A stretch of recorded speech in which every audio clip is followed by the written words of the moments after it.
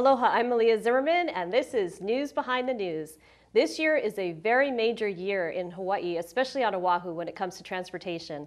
And I have two experts who are going to talk to us today about what they've seen in Hawaii and across the nation on rail and also on transportation alternatives. And they are definitely two of the best experts. So I'm pleased to have Adrian Moore from Reason and Randall O'Toole from Cato Institute. Thank you for coming on the show. Thank you. All right, tell me why you've been in Hawaii. Well, we've been here to talk about the land use and transportation issues brought up by the idea of building a rail line in Honolulu. The American Dream Coalition is a national organization that helps people with understand these kind of issues, and we've seen these issues crop up in Portland, in Denver, in Tampa, in cities all across the country. It's the same issue. Shall we spend billions of dollars building a rail line and then completely transform the land uses of the area the rail line serves? Or shall we build facilities that serve the way people want to get around, which is mostly by private vehicle or personal vehicle, rather than these big box rail systems that don't go where people live and don't go to where they want to go. Now, you came here to kind of share your knowledge with the public here, and you were invited by American Dream Coalition, Small Business Hawaii Foundation, and you had kind of a rough reception when you first got here. Tell me a little bit about that. Oh, our first event was a town hall meeting in Kapolei. In Kapolei, yes, and we arrive and there were cranes out front and there was a group of protesters, maybe about 100 people out there chanting "Go Rail, Go!" and you know, they were sort of competing with the event. They didn't disrupt the event. There was a little heckling early, but then we presented for a couple of hours on what have we learned around the nation about how do you improve mobility, how do you make a transportation system work better, and what we see as good and bad about the current plans for Honolulu for mobility and transportation. And so it was interesting. It certainly got, I think, the mainstream media really liked the protest angle, and of course their coverage emphasized, I believe it was PowerPoints versus chants. Right, exactly. Well, Governor Cayetano, who's running for mayor yesterday, was saying, you know, that he was disappointed by how they acted, and of course, Councilmember Berg apologized to you, saying that he was disappointed also. But Governor Cayetano was saying, well, you have all the facts on your side, and all they have is the muscle, you know, the protesters. And I don't know, what are some of the facts that you were able to bring out, both in Kapolei and then yesterday in the Mission Memorial Auditorium in the City Hall? Because protesting aside, you came here to share what knowledge that you have from your experience. So well, maybe what are your main issues that you covered? One of the amazing things about Honolulu is that it's only the 52nd largest urban area in the United States, and yet it has the 4th highest per capita transit ridership and the 8th highest transit share of commuting, which means it's ahead of all the other cities that have recently built rail transit. Cities like Atlanta, like Dallas, like Portland, like Sacramento, like Los Angeles. It's ahead on both of those measures with only a bus system.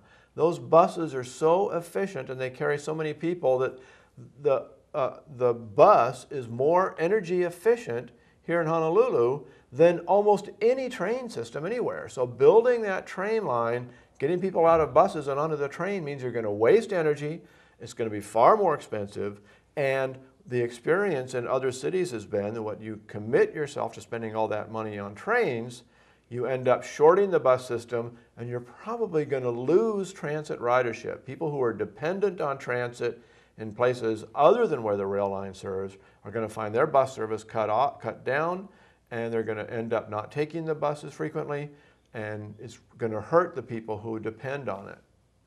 Adrian, what about you? What about what were your main points here? Well, I think maybe the most important thing is that everyone on Oahu needs to know that the plan for the county of Oahu is to spend the next 20 years spending 50% of all the money that's going to transportation on public transit, which they hope will carry as many as 9% of the people. So the plan is to spend 50% of the money on 9% of the people, which means 91% of the people are going to be traveling with only 50% of the transportation funding. So that system is going to fall apart. Well, that system is the road system. And that's bad news because our roads are already awful. The roads are already awful, We and win the buses are I know. even if the rail line gets built, more people will ride the buses than the rail, and they'll be stuck on those deteriorating roads that are not being built and not being repaired. So it's a disastrous scenario, and it's kind of crazy. If the school system came to the legislature and said, you know what, our plan for the next 20 years is to spend multiple billions of dollars and test scores will go down, everybody would freak out. If the hospital system came and said, we need billions more dollars to build a new hospital and more people are going to die. If the sewer system came and said, we need $6 billion to rebuild the sewer system, and you know what, there's going to be more sewage flowing into the ocean. But it would be worse if we didn't spend that money, is their only defense. No one would accept any of those things. But in transportation, the city and county say, we're going to spend billions of dollars and congestion is going to get worse, and you should all be happy about that. And somehow we accept it. And it's not just Honolulu. Other cities are in the same boat. But the people of this island should say no to that and say, how about you come up with a plan to spend billions of dollars and actually make things better? Because it's perfectly conceivable. We do it all over the country. Why not do it here? So one of the things that, Cliff Slater's been on the show many times, and he's talked about how in the city's own report, it says how traffic is going to be worse in 2030 with rail than it will be today. With, you can explain it better than I can, but explain that because you have a different twist on it. Well, what Cliff has been saying is that traffic will be worse in 2030 if you build the rail than it is today. Right. But what the consultants who were hired by the city said was, traffic will be worse in 2030 if you build the rail than it will be in 2030 if you don't build the rail. The rail is going to make congestion worse than not having the rail. Now they also say that if you spend more money after you're done building the rail line, you can mitigate the effects of the rail by building more lanes on the streets, by putting in traffic signal coordination and things like that. And so I say, why don't we just skip the intervening step that makes congestion worse and just spend a little bit of money on the mitigation, on things that will actually make congestion better? Well, what we keep hearing is first the rail was pitched, in 2005, on the fact that it's going to improve traffic. Then when the city came out and said it's not going to improve traffic, it's going to be worse actually with rail, then they turned it around and said it's going to create jobs. And then when we found out that no, it's an Italian company that was hired and there's specialty jobs and there might not be jobs, then it's talking about, what else is there? And so have you seen this argument take place in other cities? Over and over again. And the latest thing is it's going to promote economic development. Yeah, we've heard that. Well, the that's way our you promote latest. economic development is you provide faster, cheaper transportation than you had before. But this is going to be slower, more expensive transportation. This is going to be super expensive transportation when you count all the subsidies, and most of those subsidies are going to be paid by locals.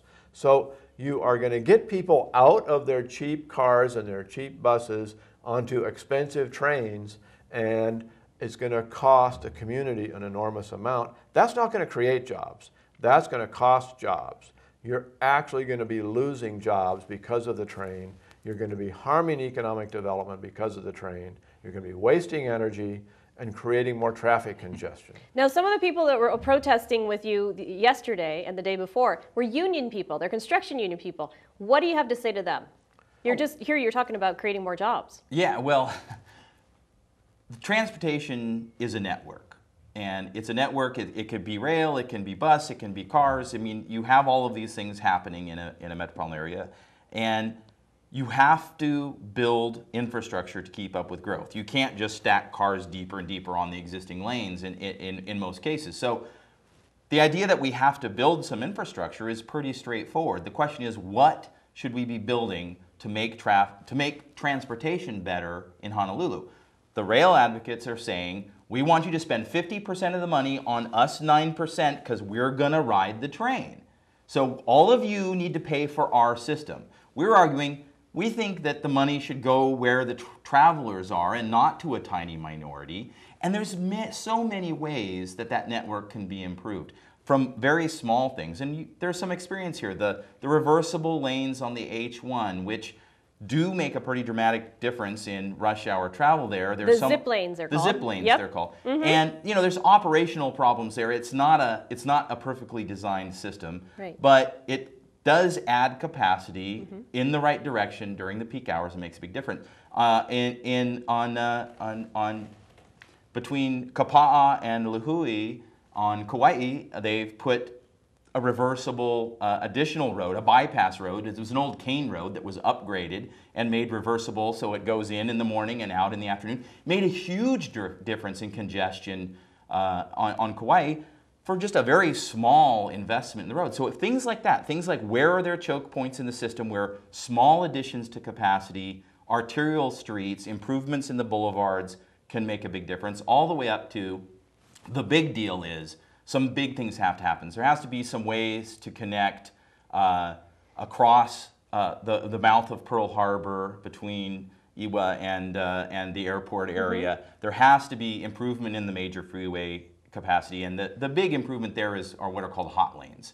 So it's adding additional lanes. They would probably have to be elevated, though, maybe only for parts of the route. But it'd be a way of adding some new lanes to those freeways where carpools can be free, buses can be free, and therefore not stuck in traffic, because if you take a bus from way out on the west side now and come into town, it's stuck in all that traffic in the morning, and it's no better than driving.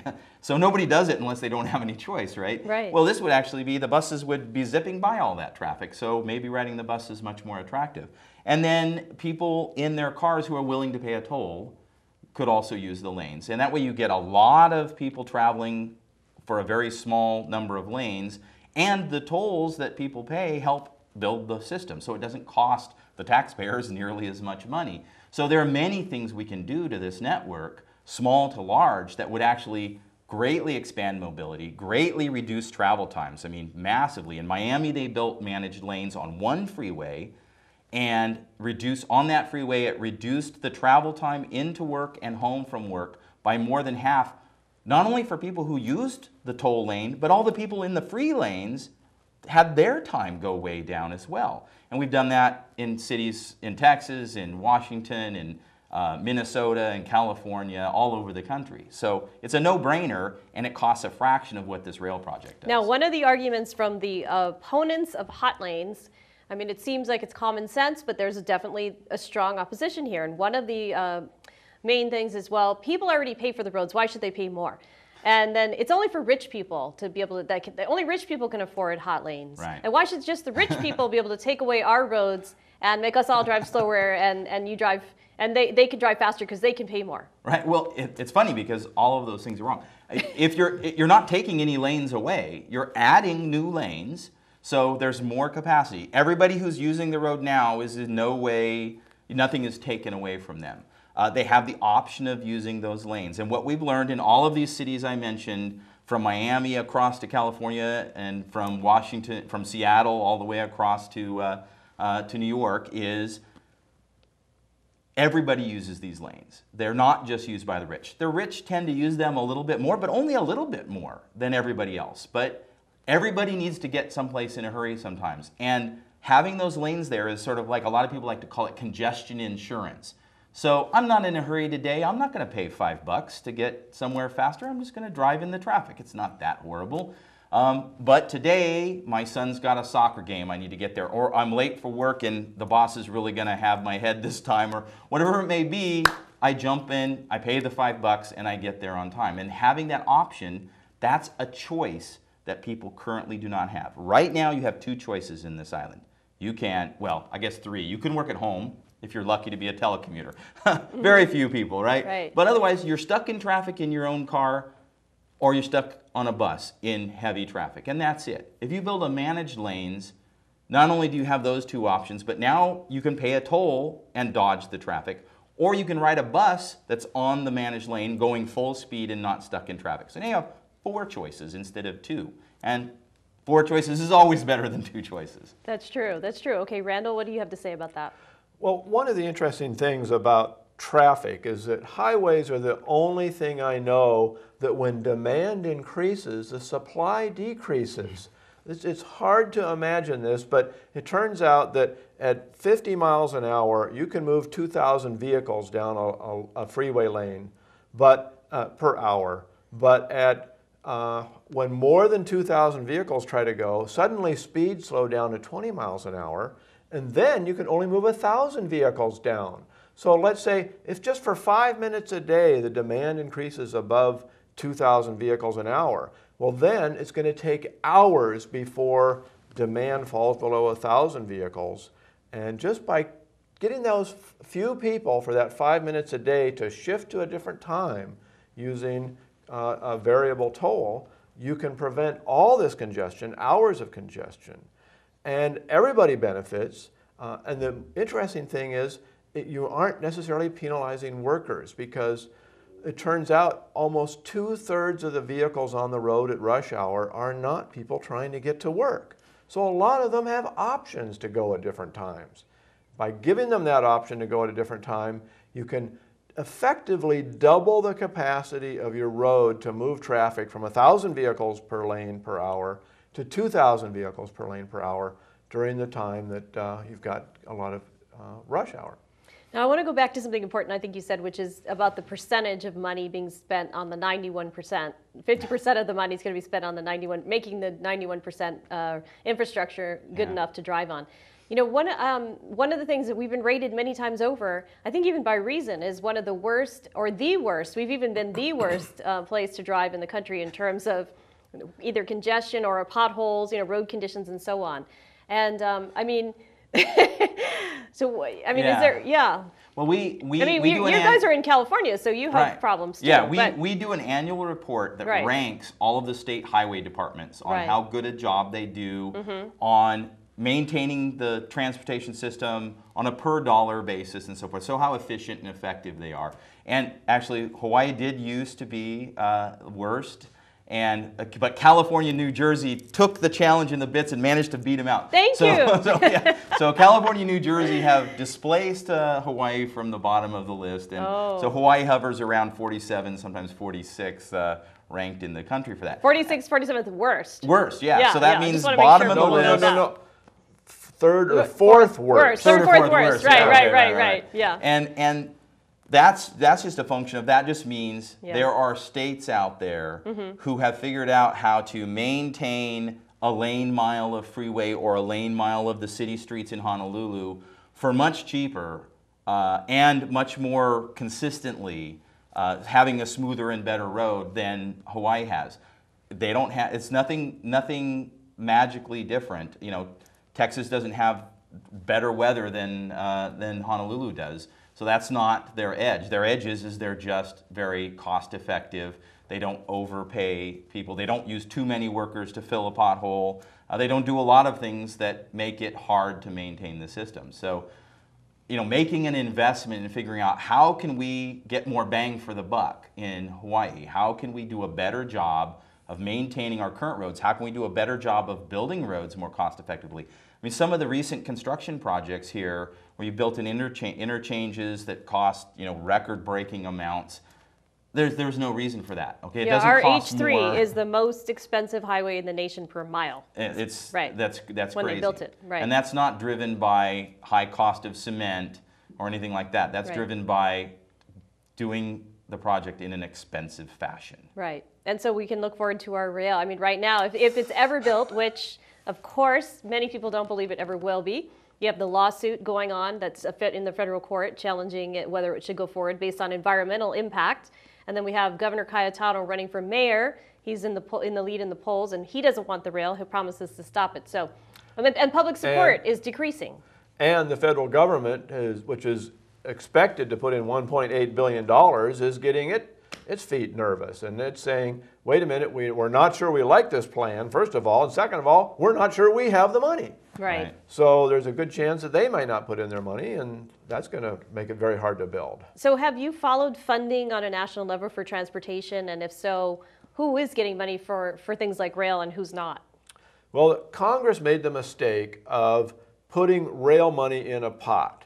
they distributed highway money using a formula, saying to each state, you're going to get so much money based on your land area, your population, and things like that. And so each state knew how much it was going to get, and it had to use it effectively. The rail money, they put in a big pot, and they said, if you have a small, efficient project, then you'll get a little bit of this money. If you have a gigantic, wasteful, stupid, idiotic project, you'll get a lot of the money. So it gave cities incentives to come up with absolutely wacky, insane proposals.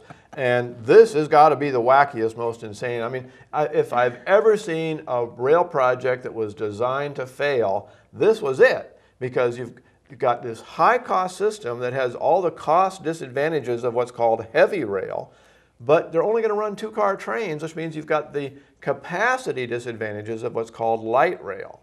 So it's very expensive, it's not going to do much, and the other cities around the country that are competing for this money are all looking nervously at Congress. Congress right now is torn between the Tea Party Republicans who are saying, hold on here, let's stop wasting this money on things that aren't effective, and the pork barrelers, who include both Republicans and Democrats, who are saying, let's keep money going to our districts, to our states. And the Tea Party people have managed to put a pretty big freeze on what Congress is doing. So if the Tea Party people win some more seats in the next election, you can bet Congress and the Federal Transit Administration are going to have a very hard time providing any money to Honolulu. Well, today our mayor, oh, go ahead. I was just going to say, it's striking to me that that Honolulu is looking at doing two really surprising things. One, basically exactly what Occupy Honolulu is always screaming and yelling about, which is taking from almost everybody and giving to a select few. So they're going to take money from everybody on the islands as well as from the federal government and give it to this very few percent that are going to ride this rail system. And just to put the frosting on that cake of unfairness, they're going to build this rail system as the most expensive rail system. This rail line will cost every Hawaiian more than any rail system built in the United States of America has ever cost the members of those cities on a per-person basis. So, wow, what an accomplishment. Won't you be able to hold your head up in pride and say, look what we did. We did the stupidest thing ever and the most unfair thing you could imagine in transportation. Well, you know, today our mayor was saying about federal funding that, you know, that we have Senator Inouye, and he's the second most powerful person in the nation. I thought, wow, what happened to Joe Biden? Well, he's not going to like we're that. We're talking about Joe Biden. Just set him aside. Yeah. But, you know, and that he'll get the money, you know, that kind of thing. So even Senator Inouye is not confident that he can get the money. Mm-hmm. He was confident before the last election when the Tea Partyers took a lot of seats in the House of Representatives. And now he's not so confident. The Tea Partiers have set some firm limits on what they're going to allow to happen. And the Republicans in the House have agreed to those limits. And those limits include, we're not going to do any more deficit spending on transportation. There's got to be revenues come in to cover those costs. And we're going to get rid of some of these pots of funds, and we're going to turn them into formula funds. And if you get money according to a formula, it's going to be a lot less, and you're going to have to spread it out a lot more cost effectively. Now tell me about, you went to testify at a Land Use Commission hearing today. What was that like, and what was your message to the commissioners who are considering a project called Ho'opili, which is somewhere between, on the website it says 11,500 homes in Ewa, and on Panos Propadoris will say 11,750, I think. So somewhere in between there. Homes out there, and so there's a lot of concern about traffic. Is there the infrastructure, and the rail is going to be built around the project. They're talking about making it a livable community, a sustainable community, taking the farmland out and rearranging it so that it takes less water and less space. I'm not sure how that's going to work, but you even have some of the farms that are going to be affected advocating for this project. So what were your impressions in terms of what was your message? You know, I know you haven't had probably a long time to study the project, but what was your message to the commission today? Well, we've seen these kinds of things happen in other cities. My former hometown of Portland built a rail line across prime farmland with the intention of putting in a high-density housing development at the rail station so they could get people to ride the train. And what happened was they put in the development. The developers didn't want to be near the station. It was actually a disadvantage to be near the station, so they built away from the station. And then what happened was almost everybody drives to work. So you're going to put all those people in there. They're almost all going to drive to work. And when I say almost all, I mean 90%. And only a couple percent are going to take transit to work. So that means you're putting all that many more cars on the highway to Honolulu, to downtown Honolulu. And that's just going to make congestion far worse. And so we said that they're building the rail line to attract the development. They're building the development to provide riders for the rail line. And when the rail line fails, the development's going to fail. They're just circular reasoning. Yeah, there's no doubt that with growth, population growth, and economic growth as we slowly come out of the recession, that there's going to have to be more homes built in the Honolulu area. So development does have to happen. But trying to force the development into one pocket like this and create what Randall described, this sort of circle of reliance that's mutually destructive, is crazy. We know from our experience all over the country that when you build these things, the overwhelming majority, like Randall said, around 90% are going to drive. So it doesn't matter if you concentrate them all there. All you do is make traffic much worse in that area, and you don't reduce the load on the freeways. So what the city needs to do to develop a transportation network that will accommodate that growth wherever it may occur is to build a functioning, effective transportation network that gives people more choices and reduces congestion, not build one silver bullet train line that's going to make congestion worse and benefit very few people and make everybody else worse off. All right, well, we only have 30 more seconds, so I wanted you to be able to just plug real quick your website and your organization. Well, the Cato Institute's website is cato.org, and you can download a lot of papers I've written for free from that. And I also encourage people to look at my blog, which is called The Anti-Planner. Just Google Anti-Planner, and I'm the first thing on the list. All right, Adrian? Okay, in Reason Foundation, you can find all of our work on transportation and other issues at either reason.org or reason.com. All right, well, thank you so much for joining us. I wish we had another hour so we could talk more about it. It flew by. Thank you for joining us today. This has been News Behind the News. Aloha. We went 9 seconds over.